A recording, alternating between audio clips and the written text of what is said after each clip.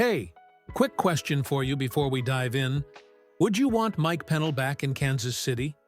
Drop a quick yes or no in the comments and tell me one reason why. I'll read the best replies on the next video. Alright, here's the deal. The trade deadline is coming up, and right now the Chiefs have a genuine chance to shore up one obvious weakness: the interior of the defensive line. On paper, this front looks deep. Chris Jones anchoring the middle, some high-draft rookie talent, and veterans sprinkled in. But the real game tape tells a different story. The run defense has been serviceable, not elite, and the gaps in short yardage situations keep showing up at the worst possible times. That's why Chris Jones's recent comments about bringing a familiar face back hit like a splash of cold water. He called for Mike Pennel, and not just for the on-field snaps. Jones explicitly praised Pennel as a heck of a locker room guy and said he'd love to get him back in Kansas City. That quote tells you two things. One, Jones trusts Pennel's personality and fit. And two, leadership and culture value matter in the mix when teams add veterans at the deadline. So right now, the question for the Chiefs front office is simple. Do you prioritize short-term, proven interior toughness, a plug-and-play veteran who helps on early downs, or double down on long-term development with the younger guys? In this piece, we're going to break down both sides. We'll look at what this defensive line actually has, why it's been underperforming in key areas, who Mike Pennel is and what he brings, whether a reunion is realistic logistically, and finally a clear verdict. So, you know what I'd do if I were Brett Veach. If you're enjoying this breakdown so far, please hit that like button and subscribe. We're pushing to hit 6,000 subscribers, and every new subscriber helps us cover more trade deadline moves live. Let's get into what this Chiefs defensive line really is, and what it isn't right now. On paper, this front looks like it should dominate. You've got Chris Jones, a Hall of Fame-level player who's been the anchor of this defense for years, plus George Karlaftis, Charles Omenihu, and a couple of promising rookies in Norman Lott and Galati. Add in that first and third round draft capital they spent to strengthen the trenches, and you'd expect chaos for opposing offenses. But in reality, the performance hasn't matched the expectation. This line has flashed, potential in spurts, but overall, it's been underwhelming. The Chiefs rank middle of the pack in rushing yards allowed. Not terrible, but not the kind of dominance we expect from a team that wants to repeat. For a defense this talented and this expensive, average isn't good enough, especially when Kansas City relies on the defense to flip field position for Patrick Mahomes. You can't do that if you're losing first downs on the ground. Why does the group feel like it's missing something? Part of it is injuries. Norman Lott's ankle and rookie growing pains have slowed some of the development. Part of it is inconsistency. Veterans who disappear on certain downs, and younger pieces who haven't fully learned gap discipline. And part of it is chemistry. This front has the talent, but it hasn't clicked into that synchronized, gap-dominating rhythm that elite fronts show every week.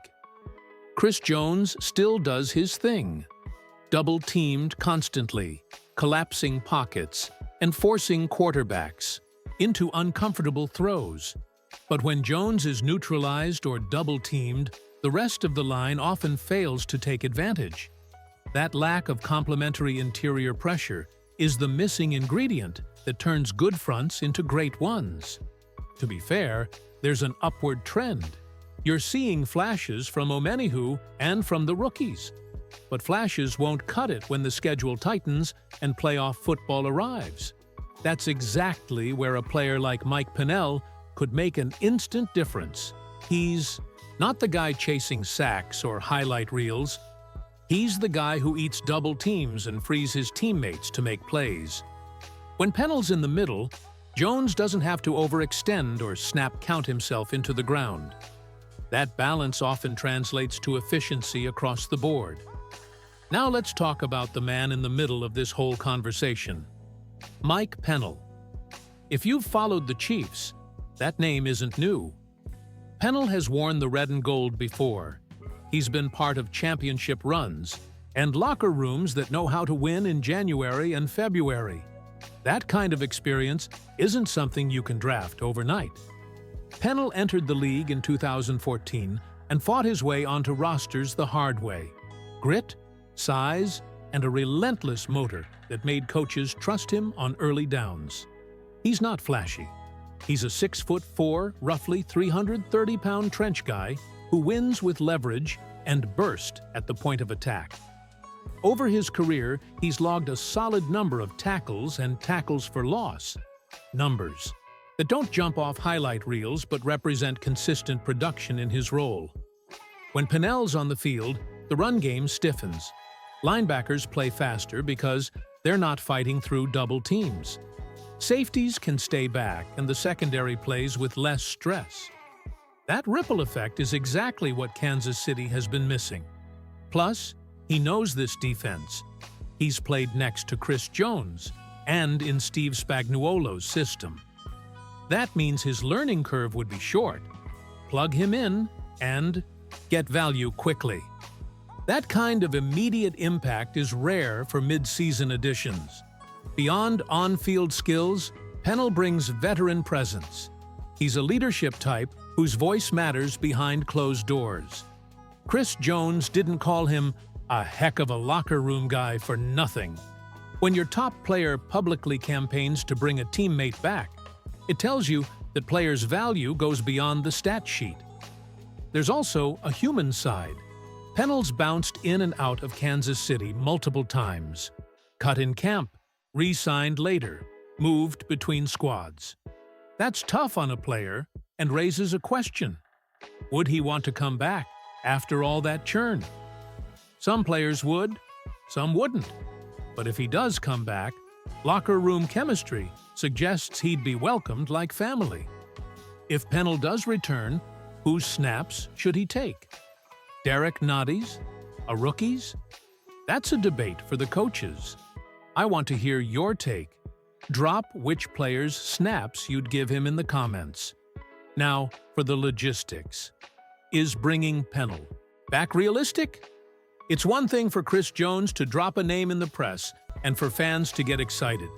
It's another for Brett Veach and the front office to make it happen. The NFL trade deadline is a complicated puzzle of contracts, roster spots, cap space, and timing. Let's unpack what's in play. Pennel's recent track record shows he's been bouncing around practice squads and short-term deals. That works in Kansas City's favor. If he's a free agent, the Chiefs could sign him outright without giving up draft capital. If another team holds his rights, the cost would likely be minimal, maybe a conditional late pick. This isn't a blockbuster. It's a low-cost, potentially high-reward move. Cap-wise, signing a veteran like Pennel to a one-year deal near the league minimum is manageable. The Chiefs aren't swimming in cap space, but this particular move wouldn't move the needle much. The bigger hurdle is roster math. Who do you cut? Do you move on from a struggling veteran like Nanati? Do you shuffle a rookie to the practice squad? Those are painful but realistic roster decisions teams make at the deadline. Timing matters too. Adding a veteran mid-season means they need to relearn the playbook and get into game shape quickly. But Pennel's advantage is familiarity. He's done this before in this system. So the ramp-up period would likely be short, maybe a week or two. Does Brett Veach actually pull the trigger?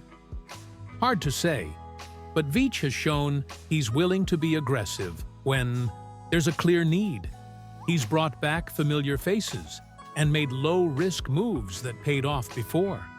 Logistically, it's very possible. The bigger question is whether the Chiefs view it as necessary. Are they confident enough in their young pieces to ride the upward trend? Or do they want a low-cost veteran to stabilize the unit heading into the playoff push. Here's my verdict.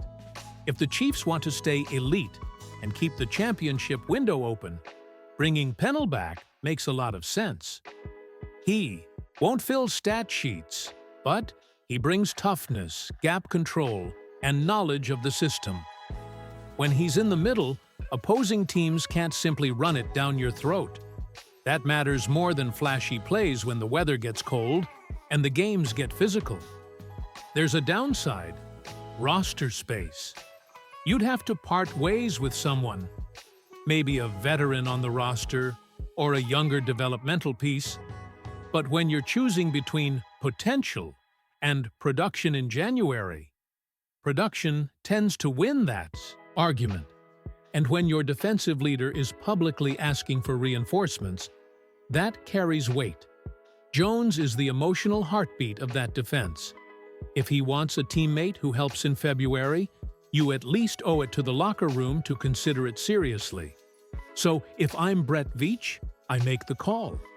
Bring Mike Pennel back, let him anchor the interior, and give the defense another veteran piece to chase history. But that's my take. I want to hear yours, Chiefs Kingdom. Should Veach pull the trigger before the deadline? Drop your thoughts below. I'm reading every single one. If you enjoyed this deep dive, not just headlines, but real roster and scheme talk, do your part for the kingdom. Hit that like button, subscribe to the channel, and share this with another fan who bleeds red and gold. Help us push to 6,000 subscribers so we can keep breaking down every trade and roster move live. Thanks for watching. This is Total Chiefs News. We'll see you in the next one.